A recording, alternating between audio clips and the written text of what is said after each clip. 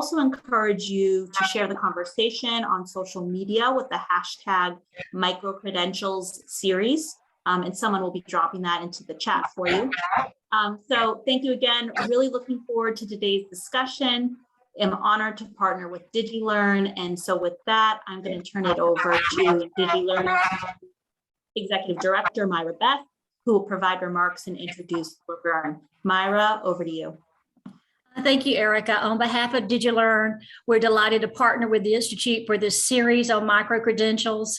Microcredentials is a big step toward giving teachers voice and choice in their own professional development, because teachers are in the best position to understand what their own needs are for learning, as well as that of their students. DigiLearn partnered with the North Carolina State Board of Education to investigate how we could use microcredentials as a tool for teacher recruitment, development, career advancement, and ultimately strengthening the overall teaching profession. DigiLearn began this work with the understanding that for microcredentials to be a meaningful tool for teacher development, that it had to be a part of the state system so that teachers could receive credit for them across their districts and ultimately across other states. And microcredentials need to be aligned with effective teacher to professional development. And teachers need to be recognized for acquiring the extra skills and knowledge if they make them more effective teachers for student success. As the work progressed, we identified some key areas that need to be dealt with first by the state to effectively utilize microcredentials. The first is there needs to be a development of a common definition for microcredentials.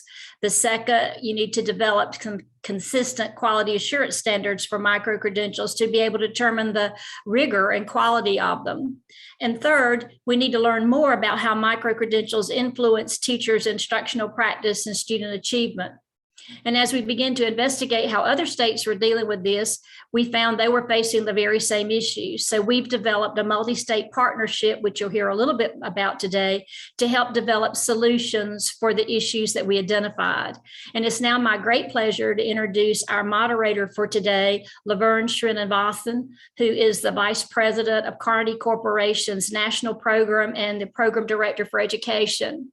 She's a proven leader, she's an innovator, and she is an extremely effective thought partner. Her commitment to educational excellence and developing teacher talent makes her the perfect moderator for our session on microcredentials. So I'm handing it off to you, Laverne, and thank you so much for being our moderator today. Thank you so much, Myra. It's a pleasure to be here. And I love the fact that I can be in this conversation with such a great panel of esteemed leaders and innovators in education. I will just quickly frame this by saying I had the distinct pleasure almost 7.5 years ago of meeting some of our panelists and exploring the importance of the potential of microcredentials. It was so clear at that time as we thought about how, the field is thinking so proactively about how do we change learning environments to make them better for students, to incorporate more student agency, to honor and focus on youth development and not just academics. So there was a lot of work going on to figure out how to do that, but at the same time, it didn't feel like the field was putting as much attention and focus on how do you make that same lifelong learning and agency opportunity available for educators. And if we're going to create effective and better learning environments for students, we also need to do that, but schools need to be that place for teachers as well and for school leaders. So it was a pleasure to explore with partners how to think about microcredentials. And Barnett Berry was one of those, as you'll hear at some point in this conversation. But what I appreciate about the opportunity to moderate this panel is, at this point in time, we are all understanding how, if it was difficult before to think about the way in which we were honoring and supporting the teaching profession, it's only gotten harder for educators, harder for everyone to understand how we can do a better job of treating our educators and as the professionals that they are, and providing the support and opportunity for them to thrive as well in schools and in our education sector. So with no further ado, let me introduce our panel. Our first panelist is Governor Bev Perdue, who probably needs no introduction, but I am going to do so anyway, because it's been an honor to know her as an innovator in using technology, along with Myra, in the Digital Scholars Initiative initially when I met them, and they continue to forge and innovate in this field in service of students and educators. Governor Perdue served as the governor of North Carolina from 2009 to 2013. She was the first female governor of the state and is the chair and founder of the Digital Learning Institute, otherwise known as DigiLearn, an organization dedicated to accelerating digital learning for all ages. Governor Perdue's more than 2 decades of public service includes 2 terms as lieutenant governor and 7 terms in the North Carolina Senate and House.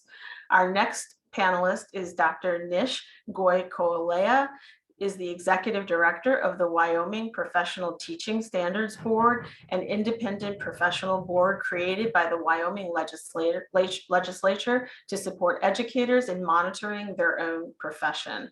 And Dr. Barnett Berry, a research professor at the University of South Carolina, is senior director for policy and innovation in the College of Education, as well as founder and senior advisor to All for South Carolina. Dr. Berry has experience serving as a high school teacher, think tank analyst, and policy leader at the South Carolina Department of Education. Dr. Berry has also authored more than 120 peer-reviewed journal articles and book chapters related to understanding the teaching profession, improving teachers' working conditions, and spurring their leadership. So with that, I'm going to start with Governor Perdue. I'm going to ask each panelist a question, and then we'll ask everyone a similar question, and then we'll open it up ultimately to the audience for Q&A. Governor Perdue, for some time, you've been a champion nationally for policies and practices that encourage effective teaching, which research shows is the key to student success. You've done extensive work on how micro-credentials are a path to strengthening the teacher workforce, which will lead to heightened student achievement. In fact, your organization has been leading work surrounding micro-credentials in North Carolina through the North Carolina Partnership for Micro-Credentials. Can you speak to those effects about micro-credentials and provide an overview of the work being done through the partnership?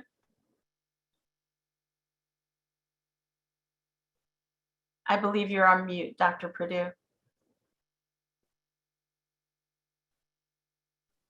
After all these times on Zoom, one would think.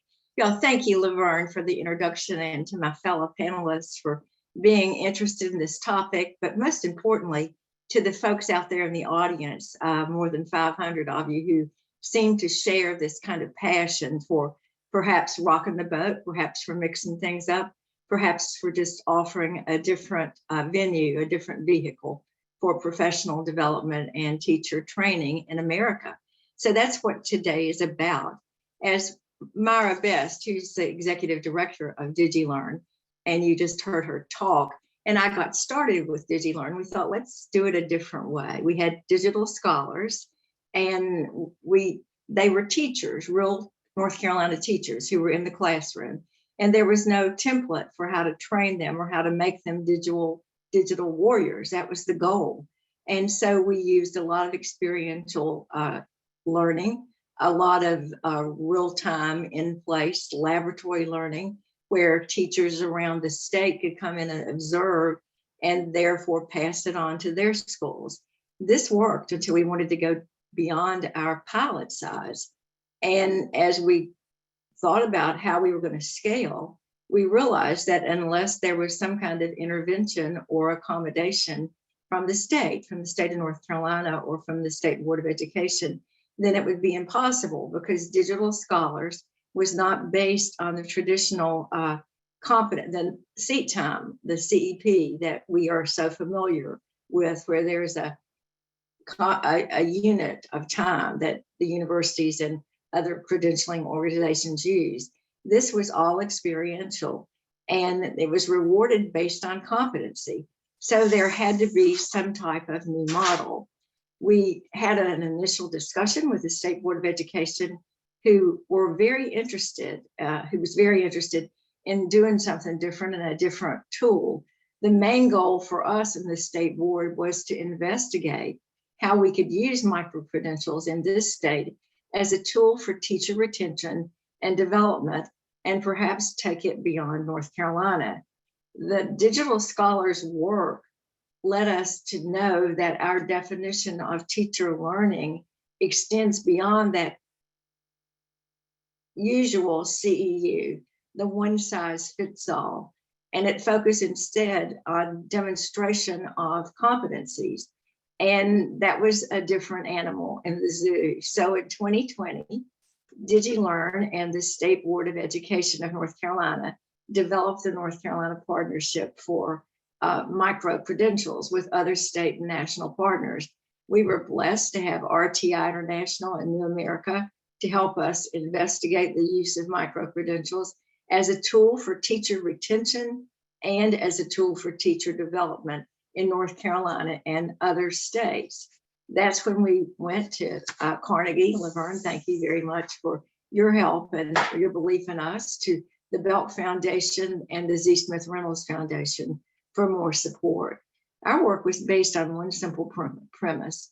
The educator micro-credentials for teachers could be a potential strategy for ensuring that every student has a really competent, high qualified, effective teacher in the classroom. And as late as today, I saw an op-ed in the New York Times saying that the most important person in this whole COVID slide ability was to get a good teacher in front of every kid.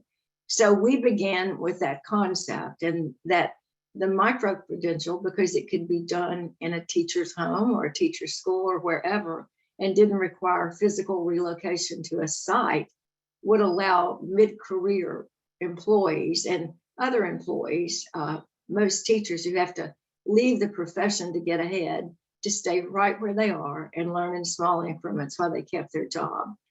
For micro-credentials to be meaningful, and I've been saying this for years, they have to be portable. You have to be able to take them from one system to the other in your state, and from one state to the other in the nation. They have to be aligned with effective professional development, and they have to allow teachers to receive some kind of credit or acknowledgement across districts.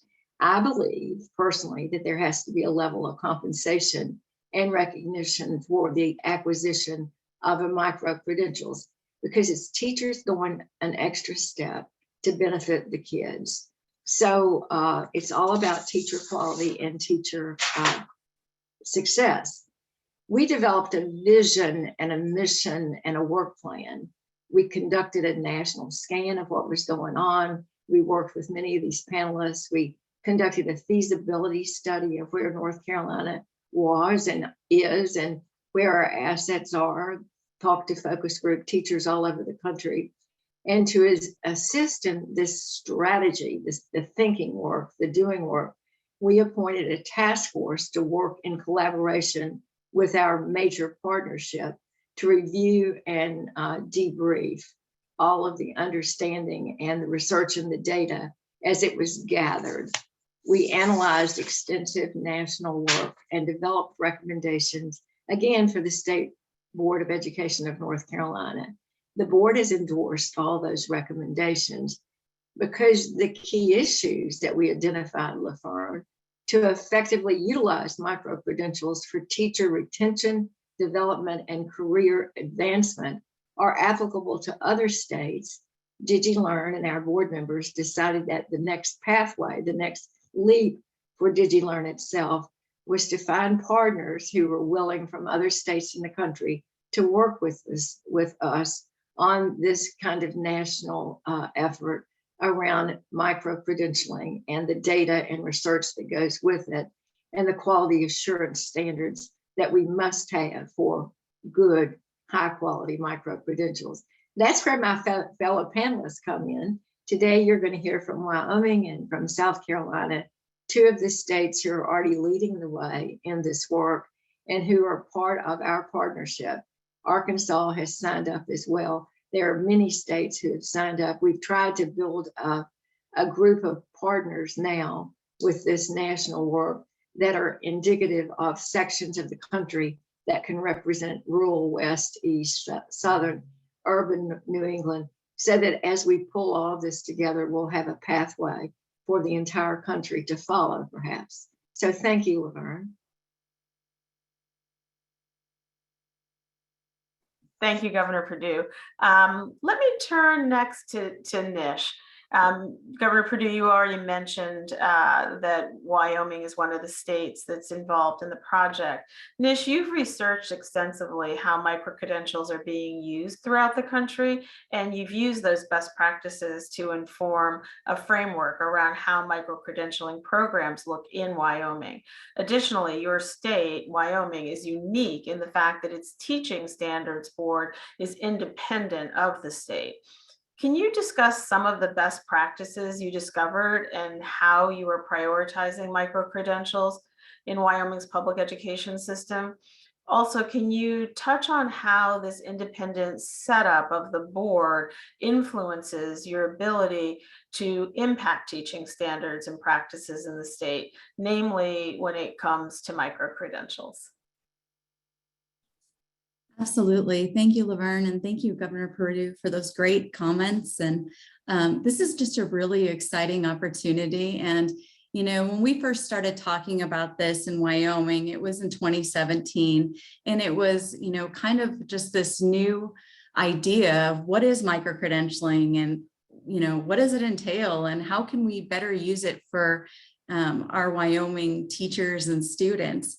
And in Wyoming, we're so rural, you know, and we have a low human capital that it's really important that we find education and skill attainment in all kinds of accessible means. And so micro-credentials really started this conversation about competency-based learning and skill acquisition that could be provided to everybody in Wyoming. And in 2018, the University of Wyoming Special Education Department started implementing micro-credentials in their program. And now it's a permanent feature in their program, which is fantastic. And the University of Wyoming has some other departments that are doing micro-credentialing as well. And from there, these conversations just kind of continued in Wyoming. The Wyoming Department of Education just launched a computer science micro-credentialing program for their teachers. And it's an awesome project, and it has a lot of Wyoming stakeholders involved. And it's focused on starting with teachers in the secondary level to be able to have the skills and demonstrate them as well to be better computer science teachers. And so far that project is going fantastic, and they're making a big impact and wave in Wyoming. And they're going to continue this project into another phase for elementary teachers and then eventually students, which I think is fantastic. One of the things that micro-credentialing has really shown us in Wyoming is that, well, between micro-credentialing and the pandemic, is that we have a need for way more teachers. And at some point during the pandemic, everybody had to be a teacher of some kind, and not everybody was completely ready for that. But micro-credentials are just that. They're this small, you know, opportunity to get this new skill acquisition that we can use, you know, and improve ourselves and our communities and our state. And so from there, I have to give a shout out to the Wyoming Department of Corrections. They heard about micro-credentials as well, and they've started implementing them for their inmates who are going to be soon to be paroled. So while we're talking about teachers here, traditionally in the K-12 setting or higher ed, you know, we have teachers out there in a lot of different fields and a lot of different areas that can using micro-credentials in a variety of ways. With my job, working for the Wyoming Professional Teaching Standards Board, you know, as a credentialing agency, we are unique, as Laverne said, because we're separate from the Department of Education, which is great because we're overseen by the governor, the legislature, and 13 board members that are all in different areas of education in Wyoming. So it really is regulated by the profession for the profession, so they get it. They understand the potential for micro-credentials. They understand the need for high quality professional development and skill attainment. We've been having this conversation for so long now that it just keeps expanding. And that's really fantastic when you think about micro-credentialing as kind of a disruptive innovation in education. It has so much potential in so many areas. And so for the Wyoming Professional Teaching Standards Board, we knew that we wanted this. We wanted to be able to give teachers the opportunity to do micro-credentials. But I think some of the biggest challenges, which have already been said in the previous session, and also a little bit touched on this today, this morning, this afternoon, depending on your time zone, I guess, is that, we wanted to make sure there were standards and there was quality and there was rigor, and that discussion of portability, and is it professional development or is it going to go to credentialing? And some of those questions we haven't answered completely. We're still exploring them, but we're definitely open to the ideas. And I think that's the biggest challenge maybe and opportunity as we work together with other states and even in our own state, is knowing, where's the guardrails and where do you want to also open it, for opportunity. And so that's something that my agency has spent a lot of time discussing. And so currently, PTSB, as we lovingly call it here in Wyoming, we approve micro-credentials for professional development, but they have to have a pre-approval process.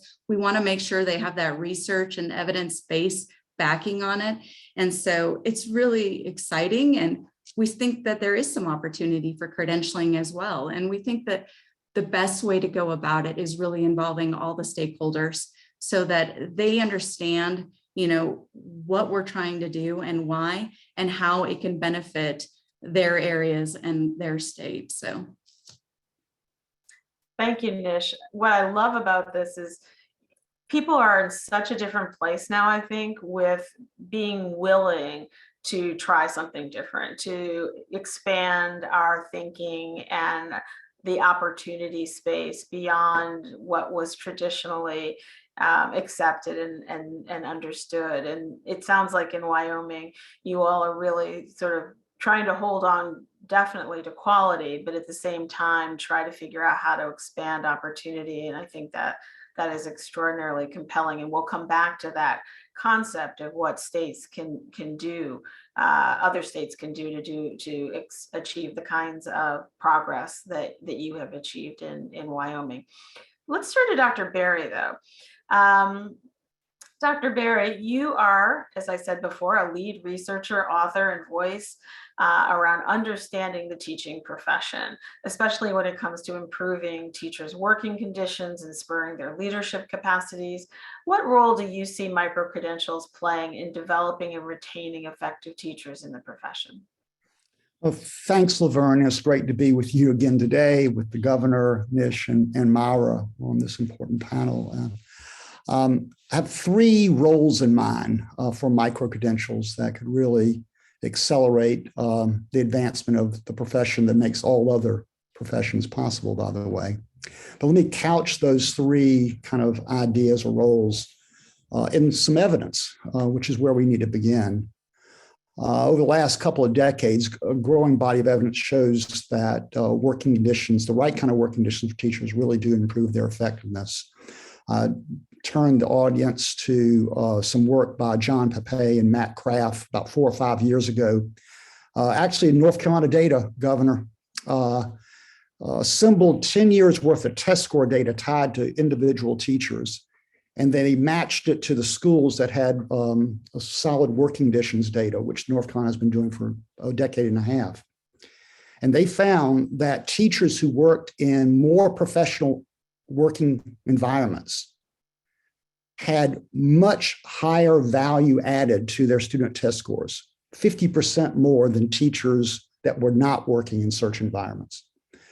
Just a couple of years ago, my colleagues and I at Learning Policy Institute, under the auspices of the Leandro Commission, Governor, in particular, we dug deeper into this issue, and we found that Opportunities for teachers to lead were primordial in what those professional working environments had to look like, and more opportunities for authentic and intentional collaboration with their colleagues.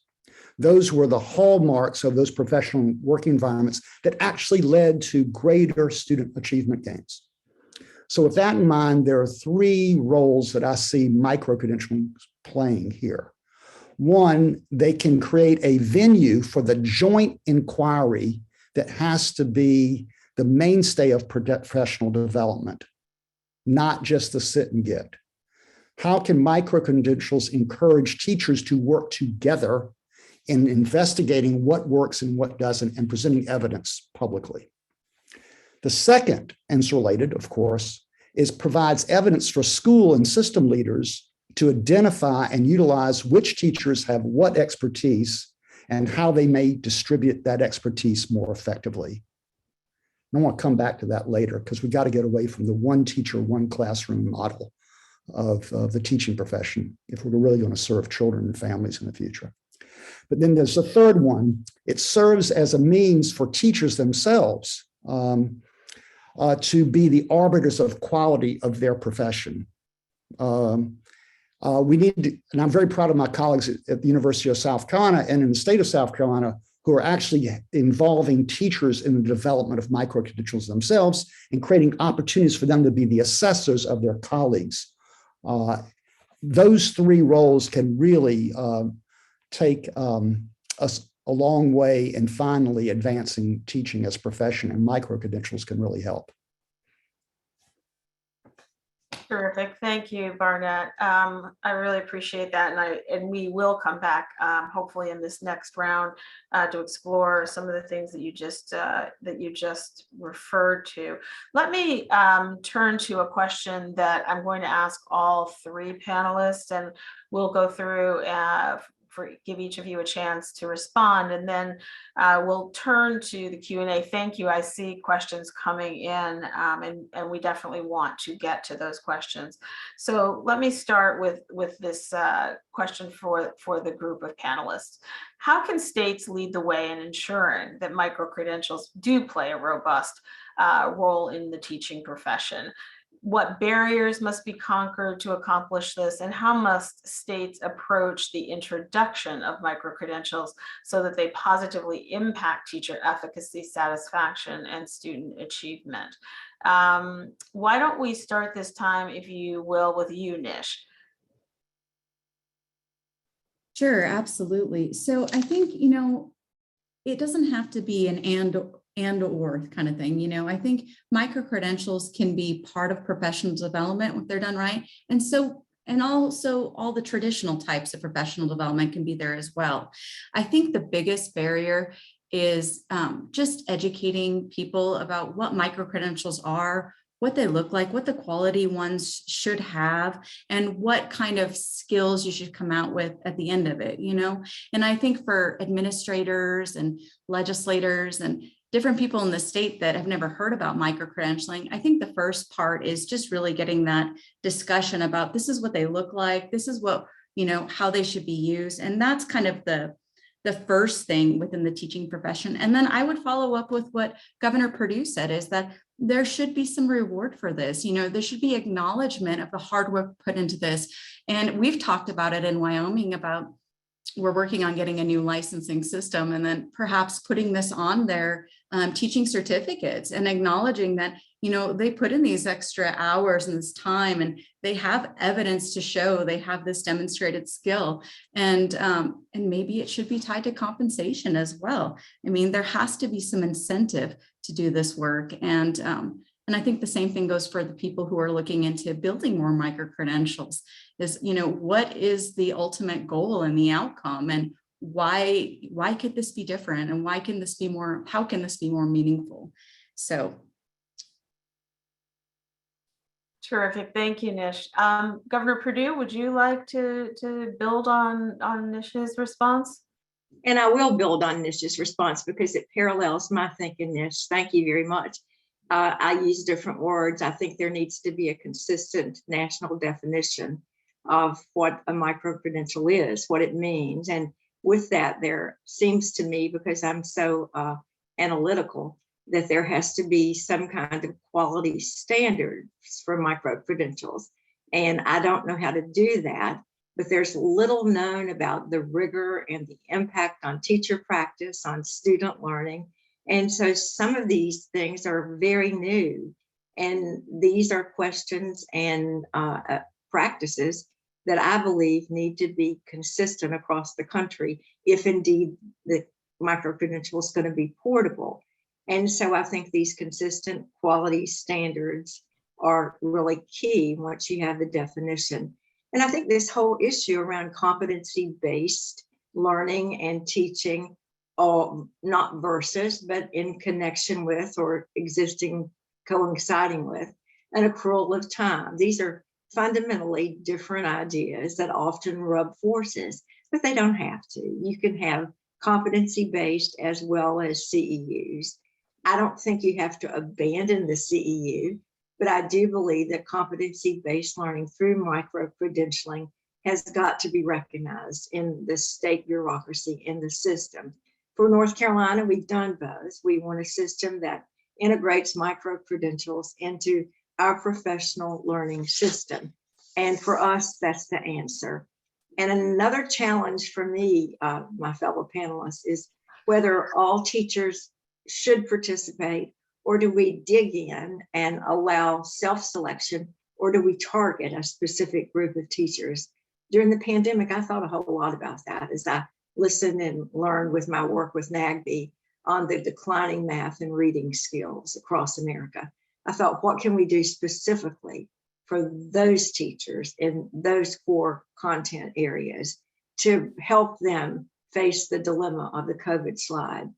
We decided experienced teachers should be the first target in North Carolina. That was anathema to many of the experts, not beginning teachers. But our thinking was based around the fact that beginning teachers are just learning. They have so much to learn. I remember when I was a beginning teacher in the dark ages. But when you get to be a middle career teacher, when you're deciding whether to stay or leave the profession, you need something to help stimulate you, how to make you feel really great about what you're doing with your life. And I think that group of professional teachers should be targeted initially. This is thinking also consistent about offering micro-credentials as a retention strategy for many of these teachers, as we know that the data shows that teachers leave after 8 to 10 years. Finally, again, I'm analytical. We need data. You've got to have data to prove your worth. We need to tie micro-credentials to improve student outcomes, purely and simply. If it doesn't do that, then all the work and the talk we're doing around micro-credentials is a waste of time. We've got to show with data that micro-credentials is really an effective short-term solution to specific issues in student learning and long-term benefit for teachers in general. I hope that this can be a conversation that lasts days and months and weeks and years to come. Thank you, Governor Perdue. Barnett, what would you add from your perspective? Well, first, ditto to Nish and the governor. Two policy levers, Laverne, that come to mind. One is related to the four-letter word of school improvement and educational transformation, time, T-I-M-E. We got to create new forms of time for professional learning for and with teachers for the joint inquiry that is paramount to successful execution of micro-credentials and the use of data and evidence. We've got to do a lot more on that front. Every top performing jurisdiction in the world creates more time for teachers to learn and lead than we do here in the States. The second one, while yes, we need to value these micro-credentials and with both dollars and other incentives for sure, the ones that matter, I think we've got to stop valuing a lot that we pay for right now because it crowds out the time that teachers need to have to pursue the things that matter most for their kids and their systems in which they're working. We got to stop doing what doesn't count, Laverne, and policy can help us on both those fronts.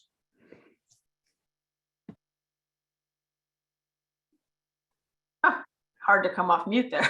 Thank you, Barnett. That was really helpful, and thanks to all three of you for responding to that question. I'm glad to tell you that there are a number of questions that we're receiving. So let me jump right in to the open floor Q&A so that we can open this dialogue up with our audience. The first one is for Nish. How are competencies and skills evaluated in Wyoming or other micro-credential programs? For example, via observation, portfolio, or other? That's our first question. Nish?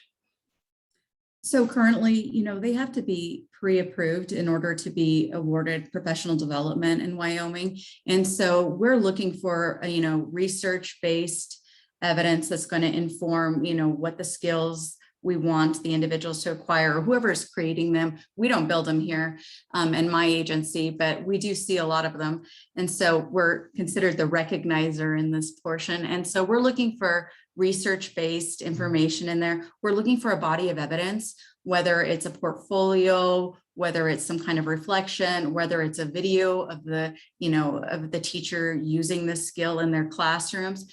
And so those are the big things. And then, of course, we're looking for rubrics that how they're being assessed, how all of these skills are given, what is the feedback that's being provided. And then if it's not done right or well, where's that second level to, kind of regroup and find out exactly what they need to do. What does that look like? And so that's pretty much the standard for it. And, we've seen a lot of different micro-credentials from, we looked at any state we could find. We looked at the vendors. We looked at different businesses, everything. And we've seen what really high quality looks like. And we've also seen what, some of these kind of pyramid schemes look like, where they're asking people to do something for nothing. And in order to keep your micro-credential, you got to keep doing this and assessing other people's work. And so, we really took a big in-depth look and tested out ourselves. And there's some amazing things happening out there in the micro-credentialing world. And there's some really great avenues for micro-credentials. And then there's, of course, just like any professional development, there's some that are not so great. And I think that's where Governor Perdue is spot on, that for portability, we all have to agree, what's fantastic and what's not. And, and what, Barnett says as well, the research is so important, but with something so new, we're still building on that, and it's going to take us time. But I think if we keep having these conversations, we're definitely going to get there. Terrific. Thank you so much, Nish. I agree that it's so important that we understand exactly what quality looks like and how to get there. And in addition to wanting to understand that was something new, the other thing that I think people are wondering about, and the second question that has come up, I'm going to turn to that one and open it up, maybe starting with you, Barnett. There's a question here about incentives. How do you incentivize a teacher to engage in a micro-credential course when they don't need it to maintain their licensure? What other types of incentives might work or do work? And how do we, how do we work to put those in place? Great question. We do know that some systems, and like Kettle Moraine was one of the first, a small district in Wisconsin that many folks know about, to kind of rebuild their entire salary schedule around teachers assembling evidence of impact through micro-credentials, and which is how they earned salary increases as opposed to just the typical years of experience and accumulation of degrees. I think we surely can do more there, Laverne. I think the other way to think about it, though, is that when you ask teachers what they care about most after working with kids and helping them get better, it's helping their colleagues. Creating more time and space is an amazing incentive for so many teachers to help each other get better, because it also helps them get better. And I think that could take us a long way to professionalizing teaching, opening up the classroom practices so that more of what we do in our classroom is seen by others, and creating that space is an enormous incentive. This is what teachers really want more. Yes, they need good salaries, professional salaries. Of course they do, but there's a lot of non-financial incentives that could really go a long way here.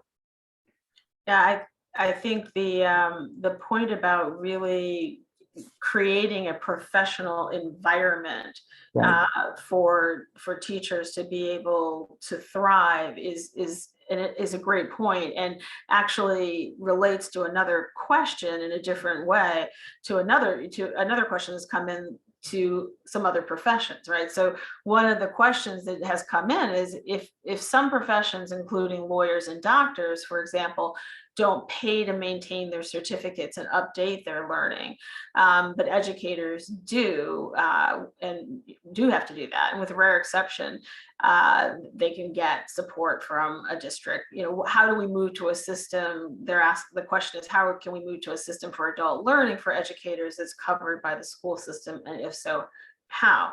You know, again, this is this question, and I think Governor Perdue, I'd love to hear your thoughts on this, because, you know, if you're looking coherently at creating an education system in which both students and educators can thrive, and creating the kind of learning and sharing and knowledge collaboration that Barnett has mentioned, you know, what do we need to do at the state level, perhaps, or how do we have to think about this systemically in order to create the conditions and context for that?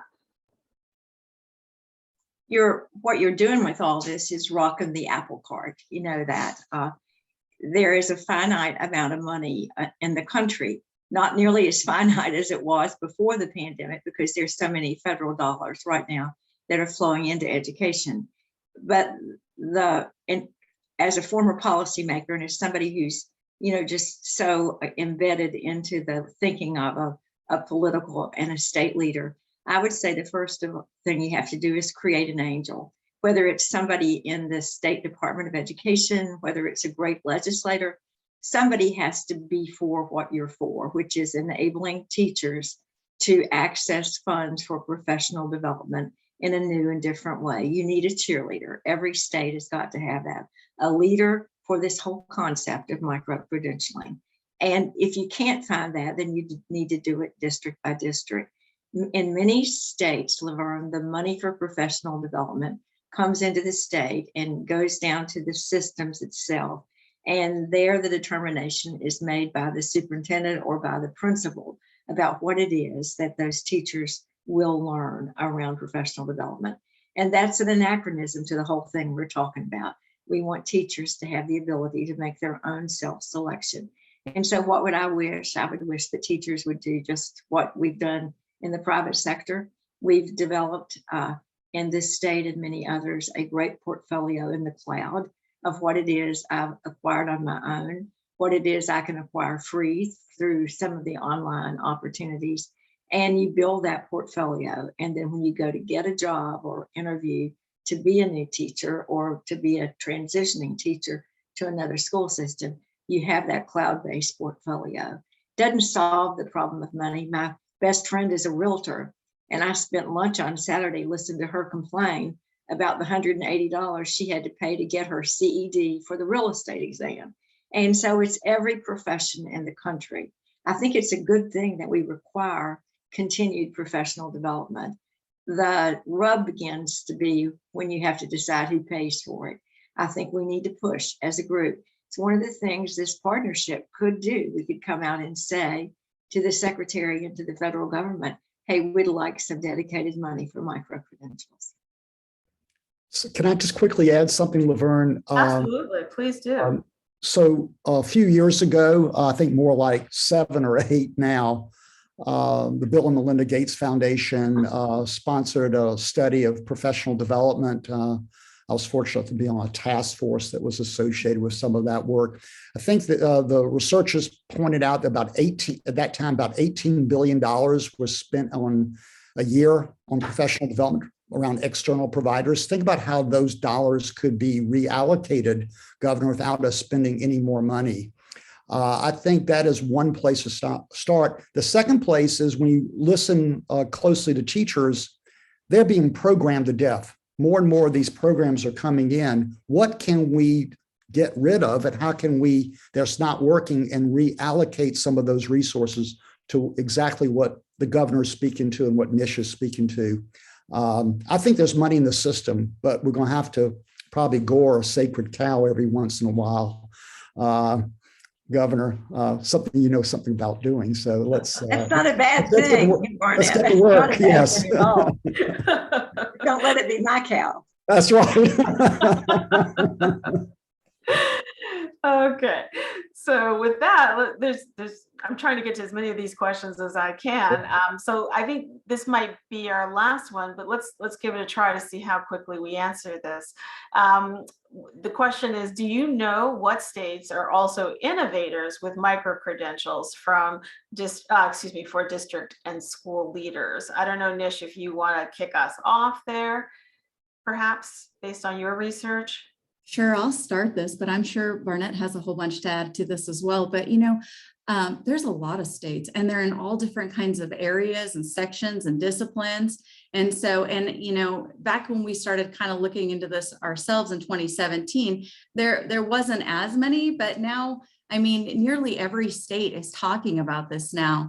And so I guess it just kind of depends on the areas you want to explore and to what extent. I saw one of the questions that was in the chat that somebody asked if, colleges and universities are implementing micro-credentials, and absolutely. And some of them have entire tracks that are micro-credential tracks, and others are embedding them like what we're seeing in Wyoming into their coursework, and or offering them out as for community opportunity. And so we're seeing a lot in CTE education, which makes sense. It's a skill that you can demonstrate. But I think, one of the things that we talk about in Wyoming is that we're always talking about education, and typically we're talking about K-12 or higher ed. But micro-credentials have the opportunity to be used for any area, whether it's, education, industry, nonprofit. You have this body of evidence that you can show this skill. And if you look at it through that lens, nearly every state has some kind of micro-credentialing. Terrific. Thank you so much, Nish. I'll just quickly add, I think Nish is exactly right. You can almost find that everything that needs to be done is being done somewhere in some state. Just no state has put together the coherent ecosystem yet that is required. I've just got to give a quick shout out to my own university and state, University of South Carolina. We have an alternative pathway in the teaching that is geared toward both teaching assistants as well as mid-career switchers from a variety of backgrounds, and in creating a customized, more personalized approach to teacher education for folks that are not traditional college students going into teacher ed.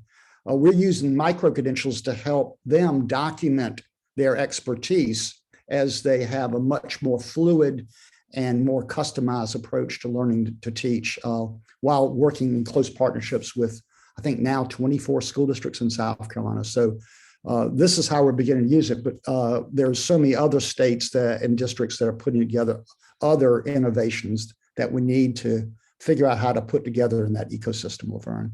And that's what Myra and the governor are up to with DigiLearn, and we're excited to be part of it. 100%. And you know how passionate I am, you all do, about the need for greater coherence and bringing and connecting all those dots and using the knowledge we have out there more effectively taken together. Governor Perdue, I want you to share, if you would, some closing thoughts with all of us, and then I'll take it back to close us out. I think you're on mute still.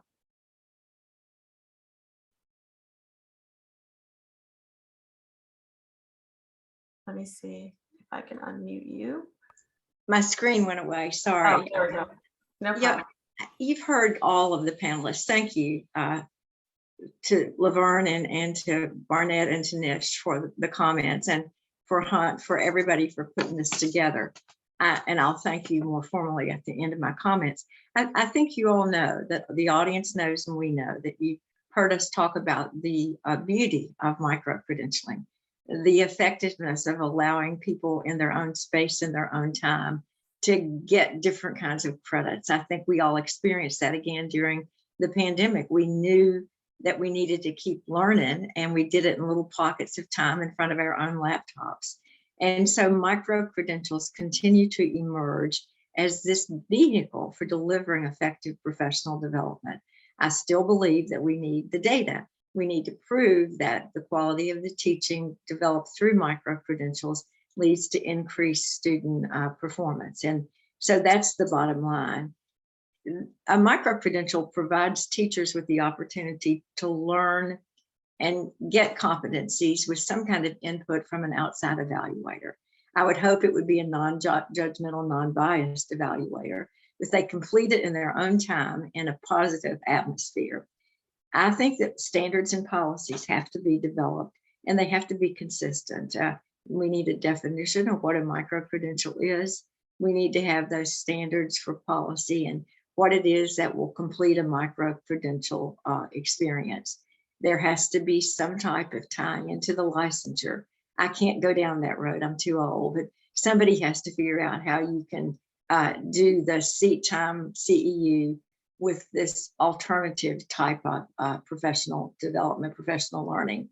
I think the multi-state partnership will help identify the ways to get this done. I look forward to the work that we are beginning to take on. I will continue to plug nationally and statewide for compensation and portability to be tied to the whole concept of micro-credential, because nobody in America stays in one state for their whole life in the 21st century. And so we need to realize that we've got to work to make these new concepts workable, portable, and for some kind of financial incentive. I want to thank you, Laverne, and the Carnegie Corporation. I want to thank Belk and Z. Smith Reynolds, the National Education Association, all of those folks out there. I don't need to laundry list all of you. You know who you are. And you have been wonderful partners for the 10 years that we've been working in this field. And so we look forward to the next chapter. Thank you. Thank you, Governor Perdue. And I just want to take a moment to thank all of the panelists, Myra, Governor Perdue, the work of the partnership and the innovation and leadership you all have shown in helping so many, first in North Carolina, but now through the partnership expanding your efforts beyond that to influence and provide a source of inspiration and around the kind of innovation that we need for the teaching profession and to benefit our students. Nish, your leadership around the research you're doing and in Wyoming is absolutely essential. And I'm so glad we were able to learn more from that today. And Barnett, South Carolina, I'm right there behind you and rooting for success in South Carolina and the partnership and the work that you are leading there, and the coherence of that is tremendously important. We'll keep an eye on that.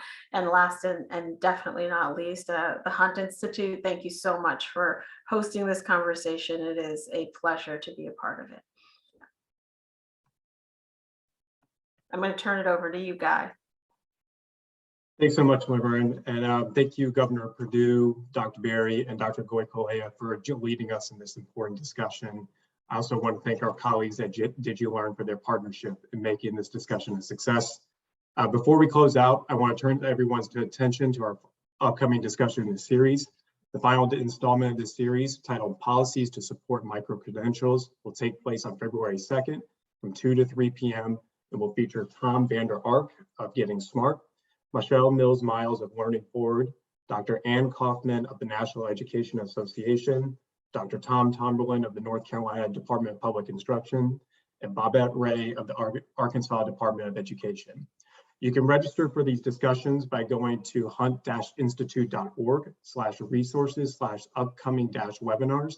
We will also be in touch via email and social media in the coming days and weeks regarding registration. Thank you so much for joining us today, and we hope to see you all again soon.